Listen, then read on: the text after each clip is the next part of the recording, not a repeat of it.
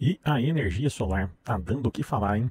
Agora em fevereiro de 2025, você deve ter visto aí em alguma rede social, recebido pelo WhatsApp, um vídeo do Felipe Fera, um influencer aí do setor automobilístico, que grava vários vídeos aí sobre mobilidade elétrica, inovações. E ele gravou um vídeo com um colega aí do setor instalador de sistemas fotovoltaicos, falando sobre um problema que temos tido aí no Brasil nos últimos 2 anos, a respeito da inversão de fluxo. E a CEMIG colocou aí como possibilidade de injeção de energia durante a noite. Então, muitos aí chamam de energia lunar, que na verdade não existe, mas foi um meio de despertar e retomar a busca aí pelos direitos aí do consumidor de gerar a própria energia, né? E tem muitas coisas a serem abordadas nesse assunto. Não vou abordar tudo aqui, mas quero trazer alguns pontos de vista que eu tenho achado interessante a respeito desse assunto.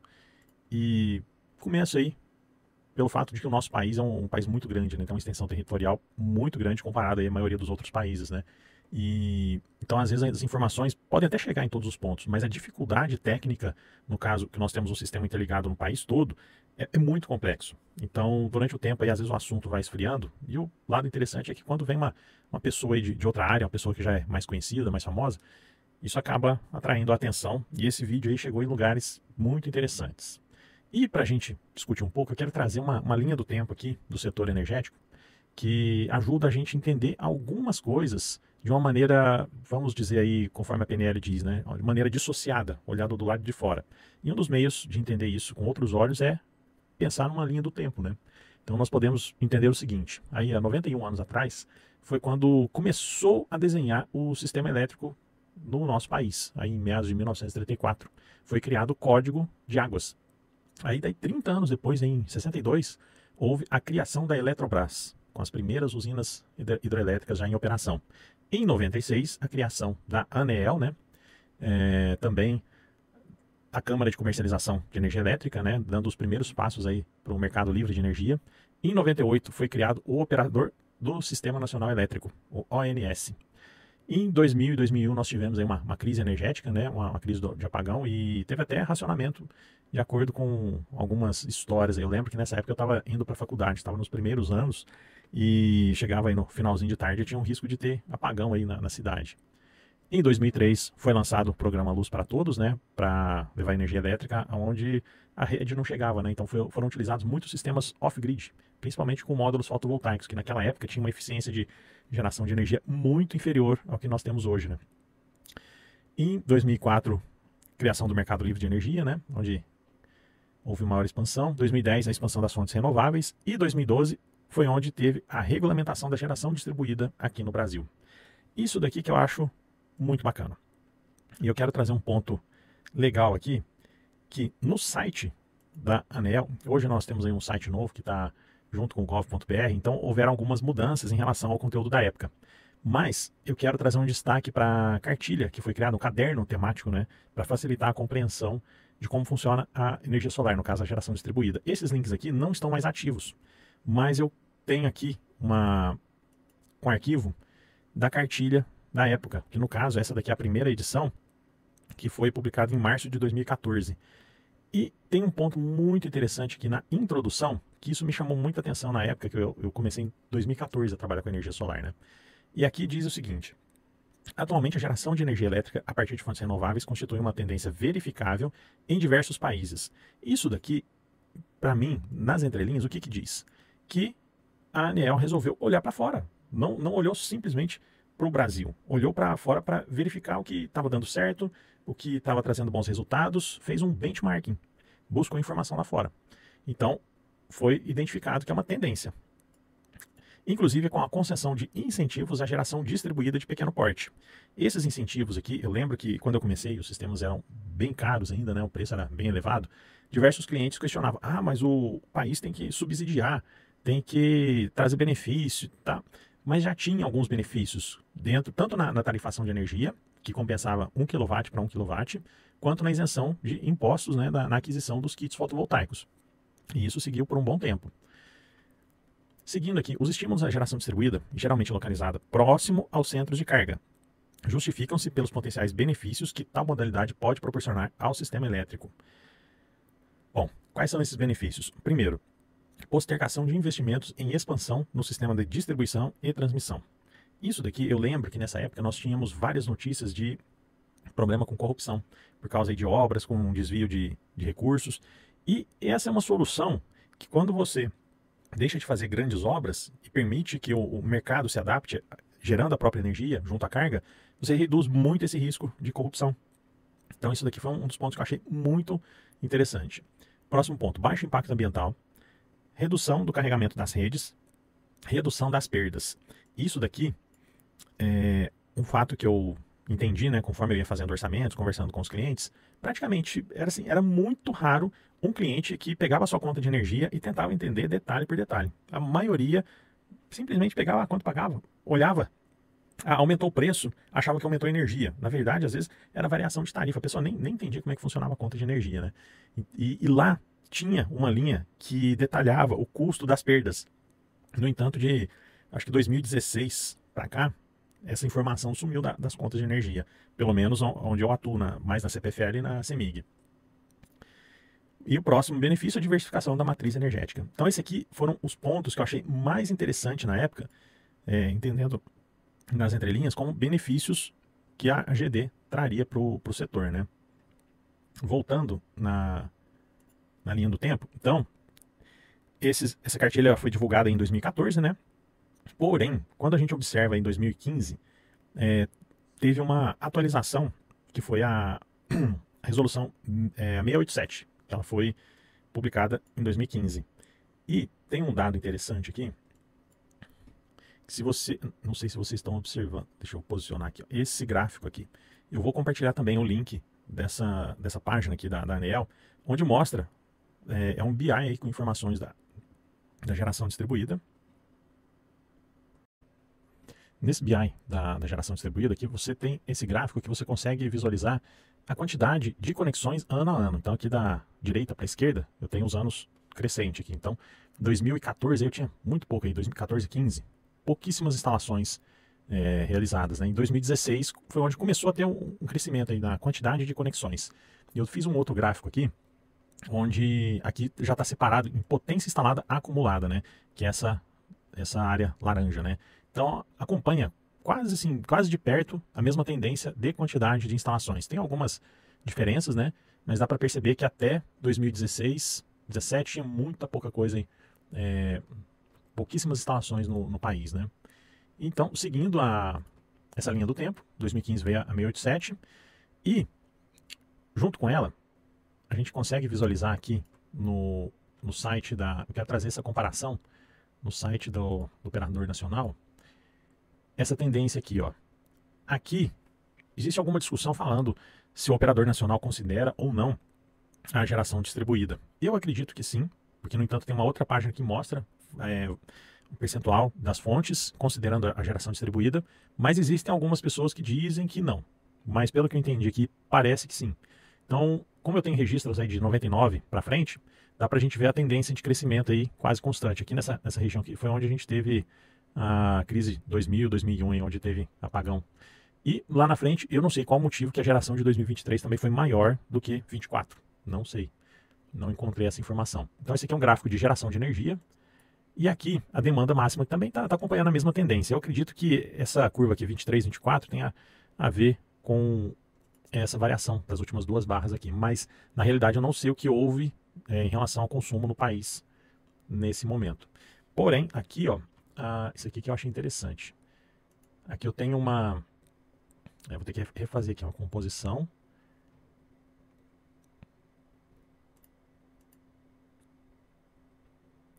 O site está um pouquinho lento. 2024. Vou pegar aqui novembro. Então, em novembro, aqui mostra um percentual de geração distribuída. Então, tá aqui, ó, 14,8% com 34 GB, um pouco mais de 34. Se a gente vier aqui no site do Power BI, está mostrando 37. Então, de 37 para 34 em novembro, tá até coerente, né? Foram bastantes conexões aí injetadas no sistema. Porém, tem um probleminha aqui em dezembro, eu não sei o motivo, que consta 25,8%, 69 GB. Essa informação aqui ela não é real. Isso aqui não condiz com a realidade. Aqui no site do Operador Nacional então, tem várias informações. Isso daqui eu encontrei aqui, ó, resultados, boletim histórico da operação. Aqui tem esses ícones, geração de energia, capacidade instalada de geração. Então vocês podem acessar tudo aqui. Agora um detalhe que eu quero trazer aqui. Bom, seguindo 2020 foi novos desafios aí para o setor. E em 21 foi publicada a resolução da ANEEL número 1000, né? E em 22 a aprovação da 14300.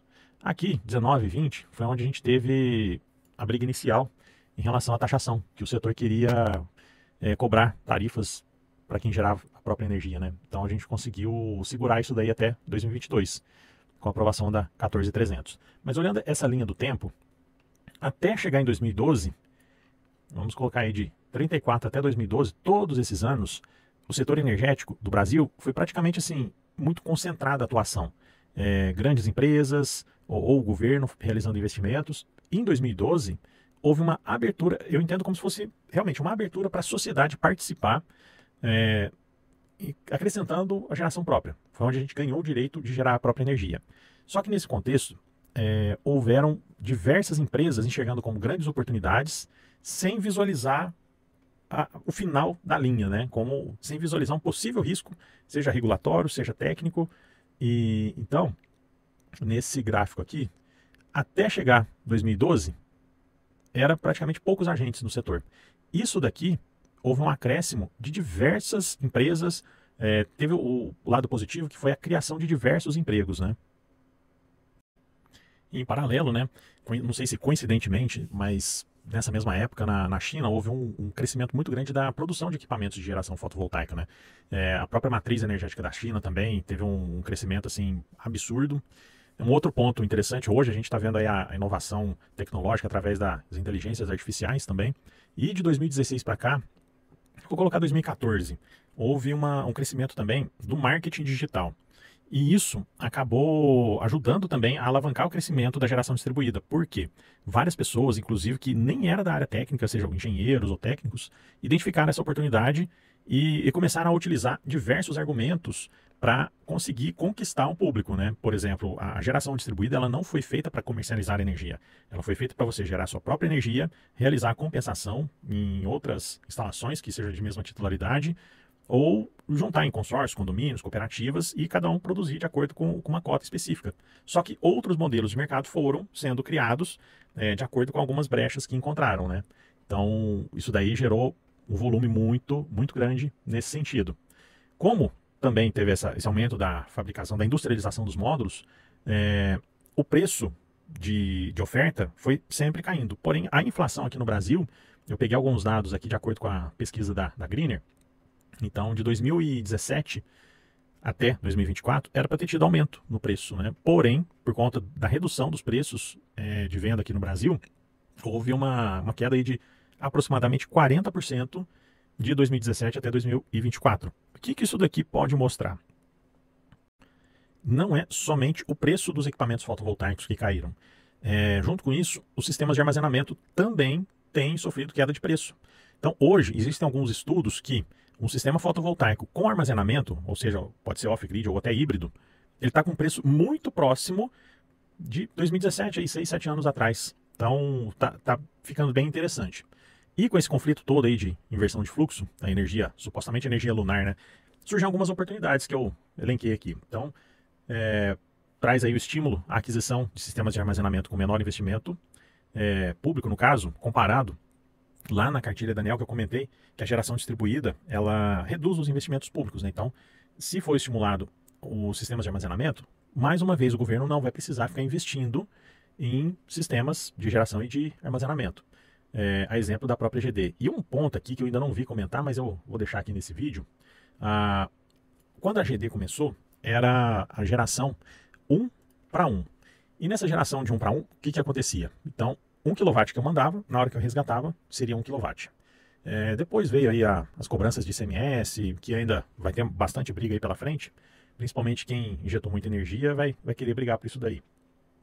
Mas uma coisa que pode ser interessante, esse 1 para 1, se eu tiver uma tarifa que seja até diferente, então se eu gerar energia, armazenar, injetar durante a noite, e na hora que for compensar, for uma tarifa até melhor, isso daí pode estimular ainda mais a geração e armazenamento. E uma coisa que acaba sendo praticamente indiscutível é a mudança do perfil de consumo de energia elétrica, né, do brasileiro. A gente tem visto aí nos últimos anos, aqui tá descrito essa sugestão que eu comentei agora há pouco aí sobre possibilidade de preços diferentes do quilowatt, né? Mas aí na mudança de perfil de consumo de energia, eu elenquei 4 pontos aqui que eu achei interessante. Os sistemas de refrigeração e climatização começaram a ficar cada vez mais acessíveis nos últimos anos. Um ar-condicionado hoje, por exemplo, está praticamente o mesmo preço de 10 anos atrás. Poxa, então não cresceu o preço, não subiu? Obviamente ficou mais acessível. Eletrodomésticos como air fryer, fornos elétricos, fogões de indução. Eu, por exemplo, tenho 2 fogões de indução aqui que eu uso com muita frequência. E eu acabo deixando de lado o gás. Um botijão de gás aqui, meu, já está durando aí quase um ano, por conta de começar a utilizar mais o fogão elétrico ou de indução. As inteligências artificiais consomem muito mais energia e a mobilidade elétrica que vem chegando aí com força no Brasil, né? Então, esses 4 pontos mostram que o consumo de energia, a tendência é crescer. Isso eu estou falando no ponto do consumidor final, né? E não é somente no consumidor final que tem esse aumento do consumo de energia. As indústrias, os comércios, a tecnologia tem trazido diversos equipamentos para aumentar a eficiência de produção e, consequentemente, isso gasta mais energia elétrica, né? E em relação à inversão de fluxo, a ANEEL tem algumas regras aí que as concessionárias devem seguir em relação à própria expansão de rede. Então, esse problema da inversão de fluxo ele já era previsto lá atrás, porém, nós temos visto aí que poucas medidas foram tomadas. E as recentes discussões, tem até uma reunião da ANEEL no ano passado, que levanta a hipótese de que o problema da inversão de fluxo ele é mais regulatório do que técnico. Aí o entendimento de regulatório é por falta de previsibilidade, né? Talvez o modelo como as grandes empresas do setor energético trabalham pode estar um pouco engessado, né? Porque a geração distribuída, na hora que saiu a 687, que ampliou as possibilidades de como trabalhar, ele foi se ajustando e conseguiu crescer de uma maneira muito rápida. Então, falta aí a gente estar aguardando e lutando também para conseguir manter os direitos de gerar a própria energia, que tem trazido inúmeros benefícios para a sociedade. E se você tiver alguma dúvida a mais sobre este conteúdo, os links estarão na descrição. E até o próximo vídeo.